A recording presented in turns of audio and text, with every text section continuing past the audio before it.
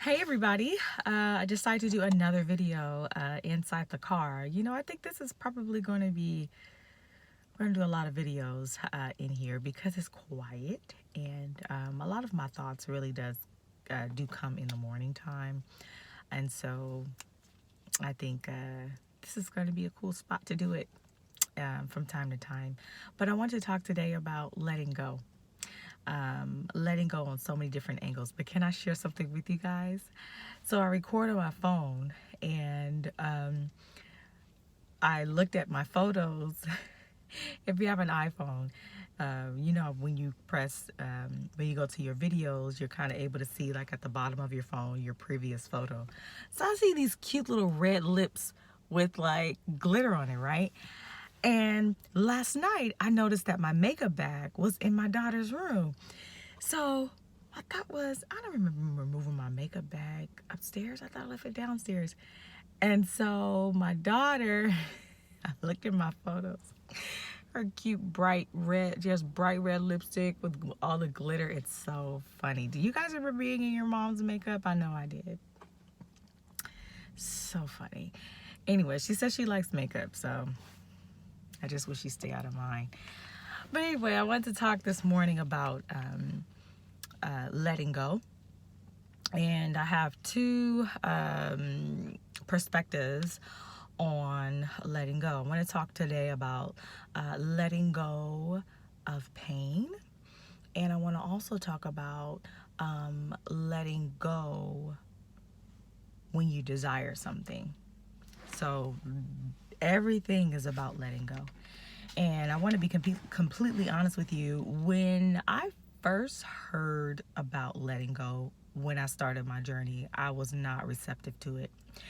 And now I know why. And it was because of fear and my beliefs. I thought that letting go meant that you would lose it, that you didn't care, and that you had to hold on to it tightly in order to keep it.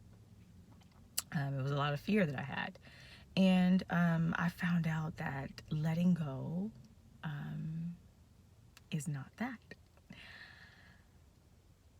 Number one, let's talk about letting go when it comes to letting go of pain or letting go of hurt or letting go of anything that you might have experienced or what you might have believed pertaining to like past hurt or any pain or anything that you're holding on to, be it if someone did something to you and you're holding on to that pain, or an experience that you had and you're holding on to that pain.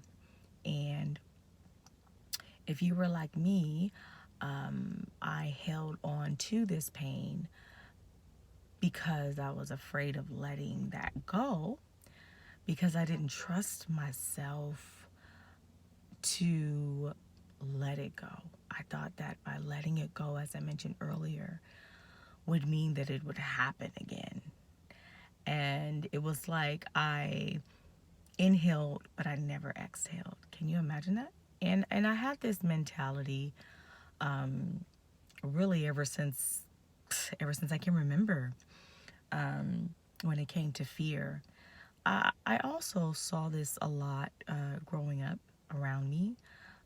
There was some trauma happening and things going on.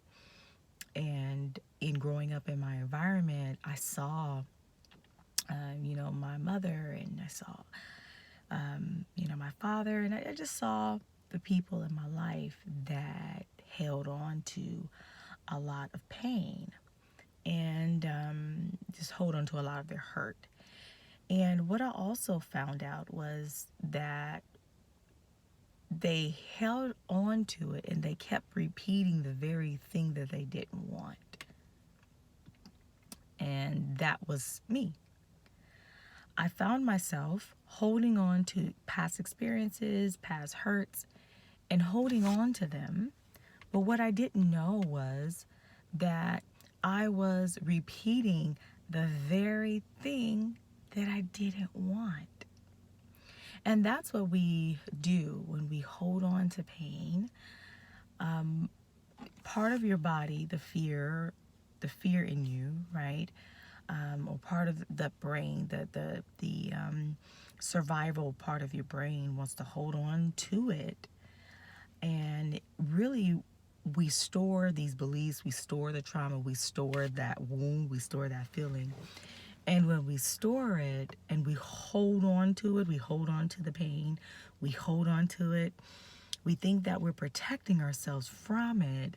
But in actuality, what you are doing is that you are holding that energy, you're holding it in, and you're repeating the very thing that you do not desire. And so you end up looking for what you do not want. You end up affirming, you end up saying yes to it, you end up agreeing to it. And what you end up finding on an unconscious level, you're not aware of this, what you end up finding is that you're looking for the very thing to validate your fear, to validate your beliefs. I'll give you guys a prime example. Someone had asked me for a hug recently, and I paused for a minute. I had to pause for a minute. My instant reaction was rejection, because I had carried the pain of rejection for a long time, ever since I can remember. And when I read, can I have a hug? The part of me that felt rejection, or that felt afraid to let go, that felt afraid to be vulnerable, that felt afraid to show affection, that felt afraid to be accepted, I had to pause and recognize that, okay, wait a minute. Let's go there.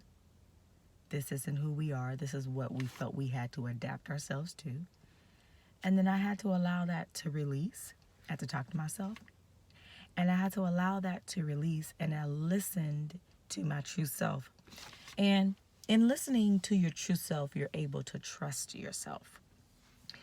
And as I trust myself to reply back, I gave that person a hug back. Isn't that something? Isn't that cool? I was able to push past that fear, allow it to release, and to listen to what my true self was saying. And imagine if I would have kept that belief, you're rejected, you're not wanted, you're not wanted, you're not wanted. If I would have kept that belief, that opportunity that I had to choose to shift my beliefs, that opportunity that I had, it could have passed on, and I could have carried that belief and repeated that same self-fulfilling prophecy over and over and over again. Do you follow me? And so I made the choice. I made the choice to shift. I made the choice to shift and listen to my inner guidance. Your inner guidance is your inner healer.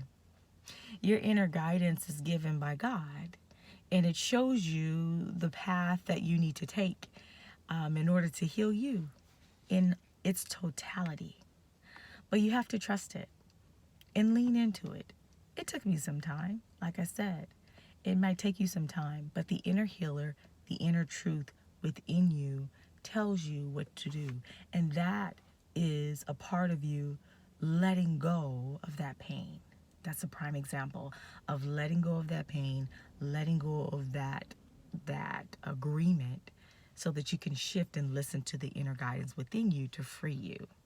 And so you see how it becomes a cycle of you changing and shifting, and now becomes a new cycle because you've shifted your beliefs. You've paused, you've listened within, and you've listened to your inner voice, and that is what guides you. Now, your fear, your logical senses might say, what are you doing? What are you doing? No, we have to protect ourselves. We have to guard ourselves.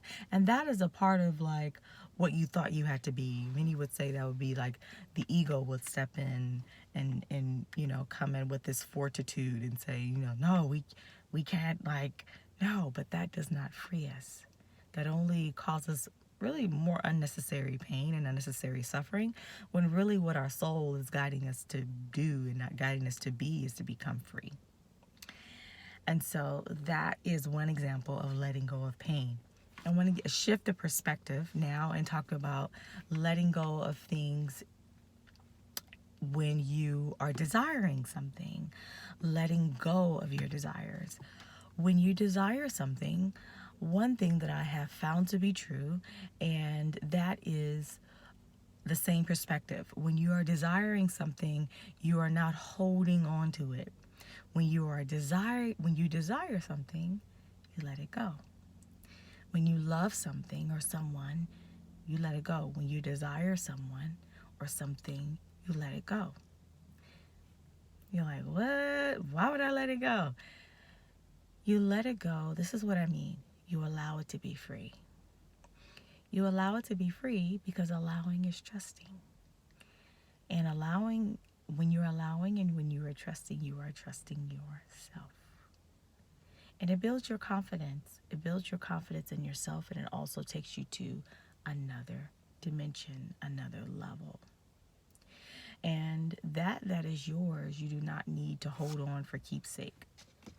That of what is yours, what is for you, you do not need to attach yourself to it, or to them out of fear. You can release it and let it go because you trust. When you attach and hold on to it, there is a block or something, or some type of fear or belief that you have of losing it because you are afraid, and you repeat more of that same energy. And it becomes a self-sabotaging thing. It becomes, you create more resistance than allowing. Because the truth is, what is for you is for you. And it will come to you. It will come to you. It will come after you because it is for you. It is a part of your divine alignment. It is a part of your path. It is a part of your destiny. It's part of you. And so you don't need to hold on to it. You know, I remember receiving love when I was younger, and I used to always wonder why there was always fear or attachment to it, or afraid of letting me go. And what it did within me, it caused me to resist. And that really was a lesson in itself. I really learned that growing up, what true love really means, and what that it's not about being afraid and holding on. And it was just like, it caused me to want to push away even further.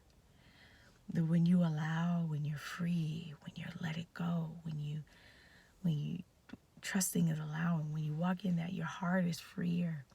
Your heart is freer, your mind is freer, your body is freer. You're able to flow, and you're trusting in yourself, because the things, the people, what we desire in our lives doesn't truly define us as our sense of identity. Do you hear what I mean? That's the ego part of us, or that's like the what we've been taught to believe about ourselves when it comes to if I have a house, then I'm considered important, or now that I have a family, now I've arrived, and that is a form of, really, it creates a sense of unnecessary suffering, because you become attached to these things. Now, I'm not saying not care. That is totally not what I'm saying. You begin to love it more because you've allowed it you've set it free.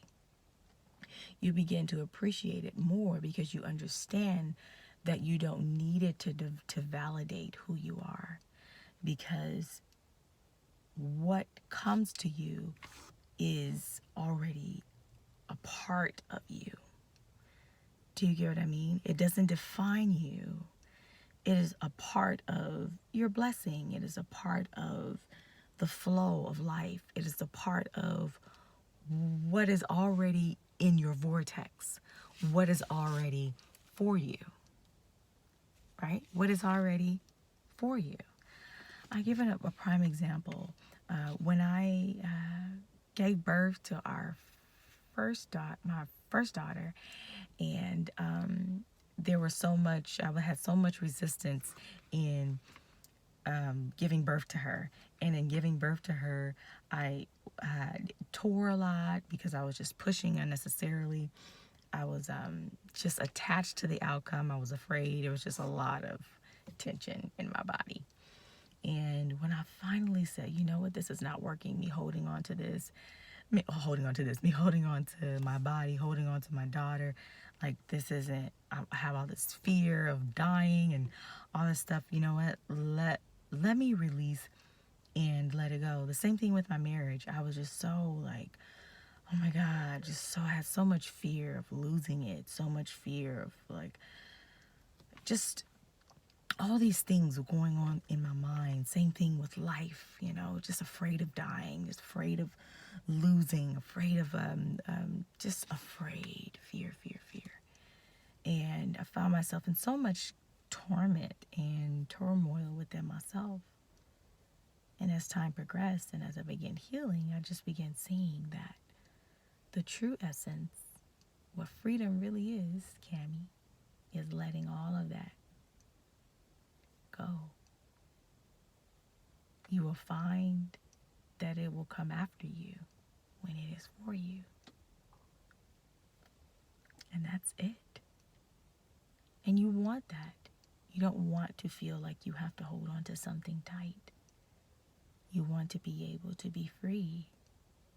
You want your heart to be a flow and to love in the way that you are meant to love. That's the kind of love that God has for us. This is why I believe why we have free will. Because when we have free will, we have the opportunity to choose. And we're able to trust ourselves and listen and really learn from our own choices. Because the true inner guidance is already within us. And it teaches us and it shows us. So trusting yourself and letting go.